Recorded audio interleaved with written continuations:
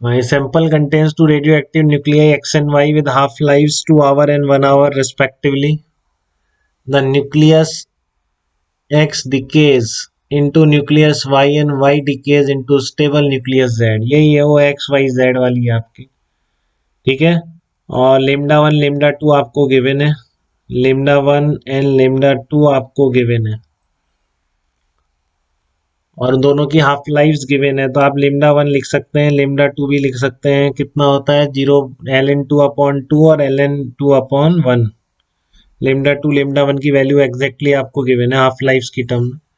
But यहाँ देखो क्या बोल रहा है, time t equal to 0 the activities of the component x and y in the sample were equal. Find out ratio of number of active nuclei of y at t equal to 4 hour to the number at t equal to 0। मतलब आपको क्या निकालना है, N Y upon N Y not निकालना है, N Y upon N Y not at T equal to 4 hour. समझे क्या आप ये चीज क्या निकालना है आपको, N Y upon N Y not at T equal to 4 hour आपको निकालना है,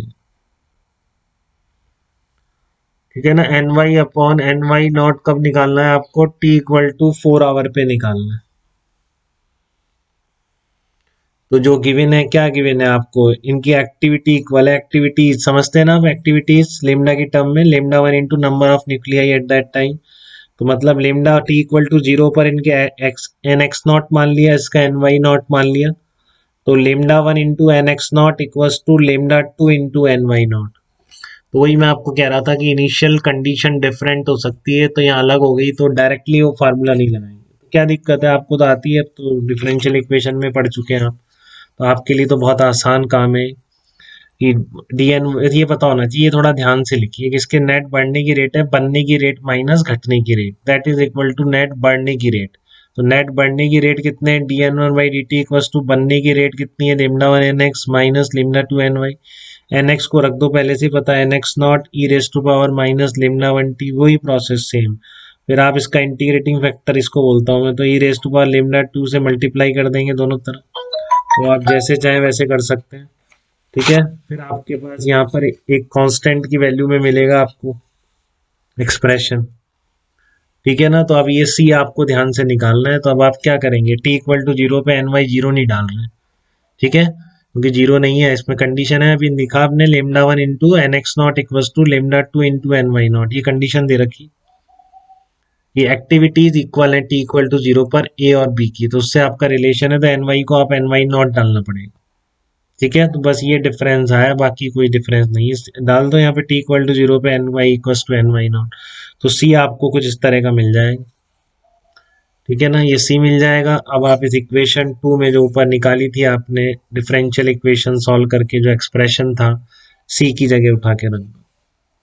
तो एन वाई इस तरह का मिल रहा है, देखो आपको ये पूरा एन वाई का एक्सप्रेशन आ गया। काफी सिंपल प्रोसेस है बेटा, आप दोबारा बिना देखे करेंगे पूरा क्वेश्चन, तभी अच्छा लगेगा आपको, ठीक है ना। जैसे बता दिया, आपकी मर्जी है कैसे सॉल्व करें, आपके पास अच्छे मेथड होंगे और भी, उस डिफरेंशियल इक्वेशन को सॉल्व करने के, उससे आप रिजल्ट निकालिए।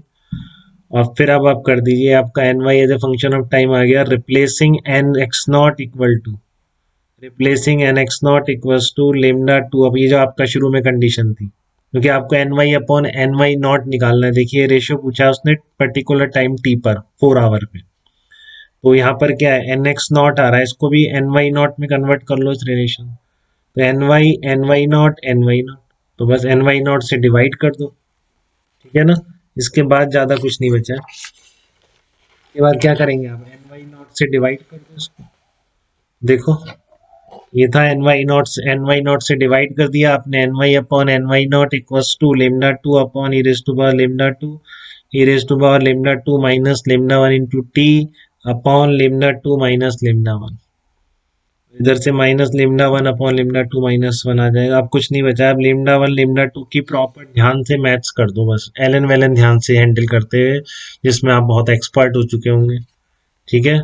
ये आप जब यहाँ पे रखेंगे इसको, लेमडा 1 को ln 2/2 रखेंगे, लेमडा 2 को ln 2 अपॉन 1 रखेंगे, तो देखो मैंने ई रेस टू पावर 4 ln 2 बन गया, तो इसको क्या बना देंगे, E raise to power ln 2 raise to power 4, ऐसे कर देते ना। E raise to power ln के आगे सब कुछ हो तो वो पूरा ही नीचे उतर आता है, तो 2 रेस टू पावर 4 बन गया। इसी तरह यहाँ पर था ये, तो इस पे 2 आया, फिर 2 इसका भी आगे ले गया, तो ये 2 स्क्वायर बन जाएगा, ln 2 कॉमन ले लिया।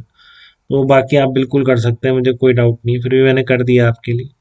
तो एक बार खुद से करके देखेंगे, देखो इसका आंसर आप 7/16 निकाल पाते हैं। ठीक है ना? तो ये आपका पूरा सक्सेसिव डिसइंटीग्रेशन था। पैरेलल रिएक्शंस आप समझ ही गए थे कि एक न्यूक्लियस है, वो दो में डिसइंटीग्रेट हो रहा है, तो net decay constant equals to λ1 plus λ2। इस तरह से सीक्वेंस में जा रही हो तब भी आपको क्या क्या चीजें देखनी है वो सारी बता दी है मैंने। इसके बाहर कुछ नहीं पूछेगा आपसे, गारंटी है फिर इस बार। ठीक है ना? तो ये आप ढंग से एक बार प्रैक्टिस कर लेंगे कि सक्सेसिव डिसइंटीग्रेशन पे कोई भी क्वेश्चन आ जाए तो आप तब भी कर दें। ठीक है? अब मैं क्वेश्चन करा रहा हूँ एक, आपको करिए, ये टाइम तो है नहीं मेरे, चलो एक 5 मिनट और करा।